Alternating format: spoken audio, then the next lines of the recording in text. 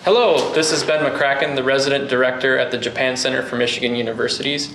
I'm very happy to have with me today Junko Hayashi. She is a lawyer at the Partners Law Office in Tokyo, and she's here to talk today with us about a recent case she had regarding the surveillance of Muslims in Japan by the Japanese police.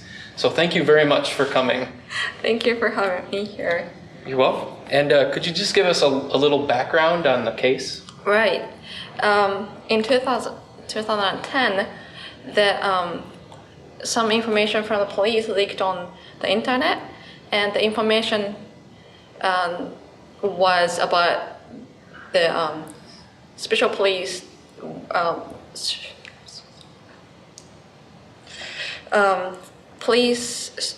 surveilling Muslims. I see. And so was this was a special police unit? Right. It's different from other like normal police. It's more like security. Like they want to call themselves like CIA. Oh, I see. Yeah, I'm not too sure about it. But that's the idea that they want to see terrorism coming. I see. In advance. So the purpose of this surveillance, let me back up and ask a question. Now, who were they watching? They were watching basically a whole Muslim community in Japan, and obviously they were surveilling the mosques, especially mosques, and also obviously they had cameras. And they were sending people there and counting how many people come in and how many people out, and also they followed the people who came to the mosques, and they also had lists of Muslim populations in this area, and also like the Muslim businesses in the area. I see. And was this targeted at Japanese or non-Japanese? Actually, both. Oh. They had them both.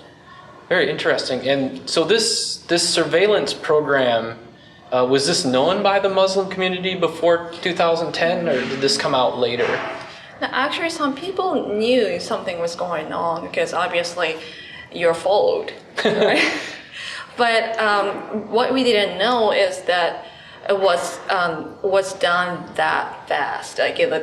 We didn't think that they were surveilling everybody, like every single one, and they were actually like counting the numbers of people who they spotted or they followed to the houses or something like that, and they were boasting that they got basically 99% of the population. Wow.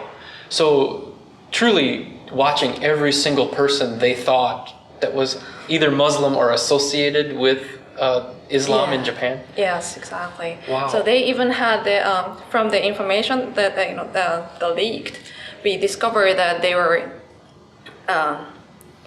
telling the police officers what to look at.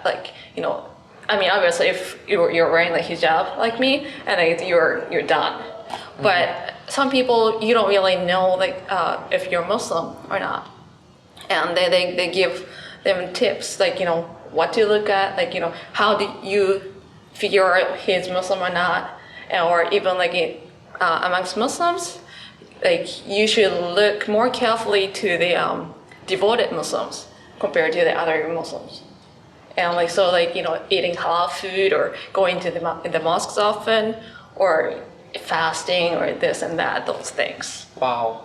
And what was the purpose? What's the purpose for gathering this information? Yeah, obviously they wanted to prevent terrorism, but more, I don't know, I wouldn't say it's more importantly, but they were obviously giving the information to other countries, including the States and the other European countries, and they have exchanging the information. I see. So even exchanging that information with the United States? Right. There were some English translated information in the leaked information too. Wow. And how? Now I understand the lawsuit that was filed.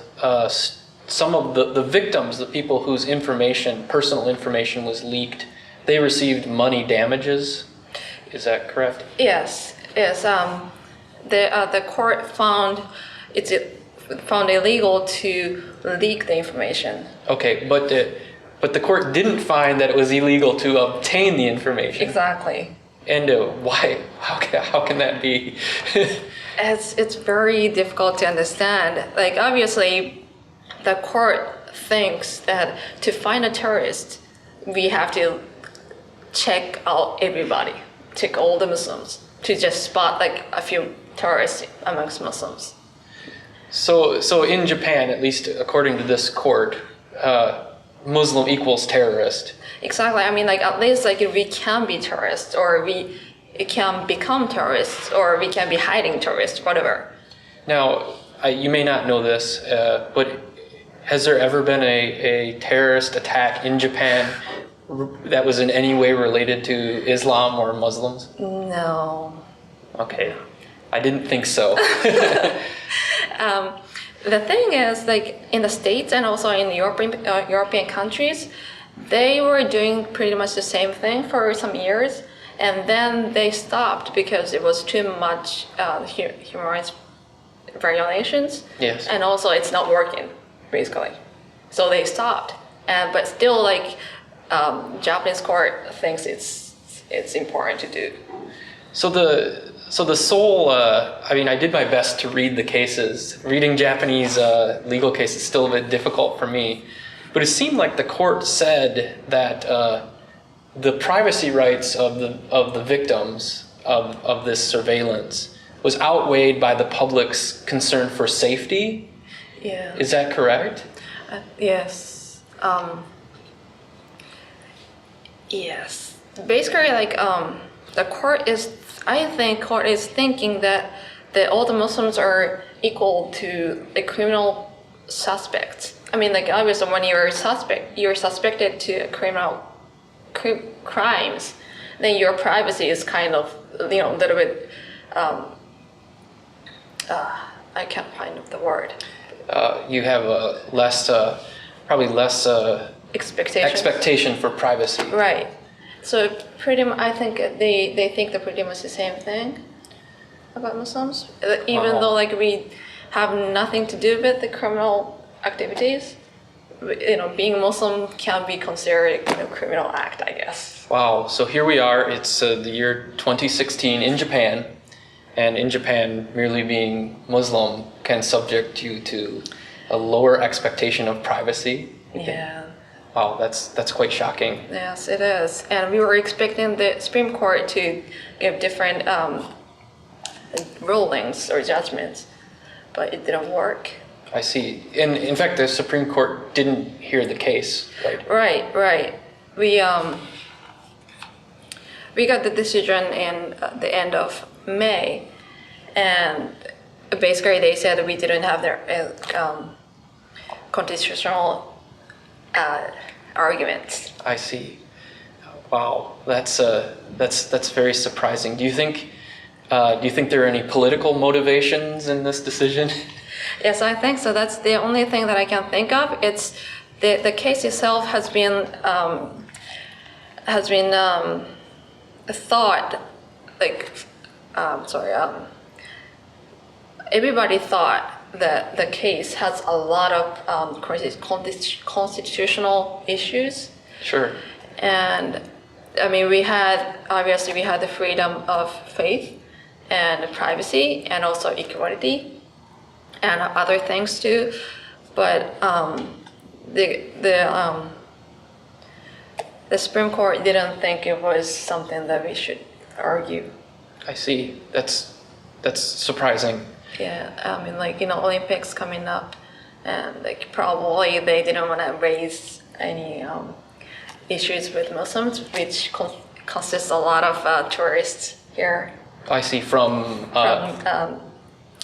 Southeast Asia and also Middle East, maybe. I see. So, do you think you mentioned religious freedom? Do you Right. think this has a chilling effect, that it would have a negative effect on Muslims in Japan? Definitely, because I mean, obviously, some Muslims are really firm in their faith, so they don't really care. But others are really like weak. I mean, I wouldn't say weak, but like they care what other people think or something like that. And a lot of Japanese Muslims, especially Japanese Muslims converts, became Muslim because they got married to Muslims. I see. And when they have kids, the Muslim parent want to educate the kids as Muslims, but the other parent, I mean, who's supposed to be a Muslim but not really strong in faith, and they want to keep the kids away from the mosques. I see. And they're what I think is the kids are deprived of the opportunities to learn about the parents' heritage or cultural religious studies or educations. Sure. It seems like that it definitely would have an impact, and it could have a very big impact on Japan's ability to get tourists from countries. I certainly would think twice about coming here if I thought I was going to be monitored the entire time. Who knows? I probably am monitored. Probably after this video comes out, certainly will be monitored, but that's okay with me. Any next steps? What do you think might be the next steps? Personally, one of the things I'm trying to do is that starting up an organization for Muslims, for Muslim human rights mainly. I'm hoping that I'll get more information about those human rights violation cases, and then we can deal with a lot of stuff, because now obviously people are just their rights are violated and they can't do anything about it. Yeah, that's unfortunate. Very unfortunate. Well, thank you very much for answering my questions and for sharing your time with us. We appreciate it very much. Thank you. Thank you.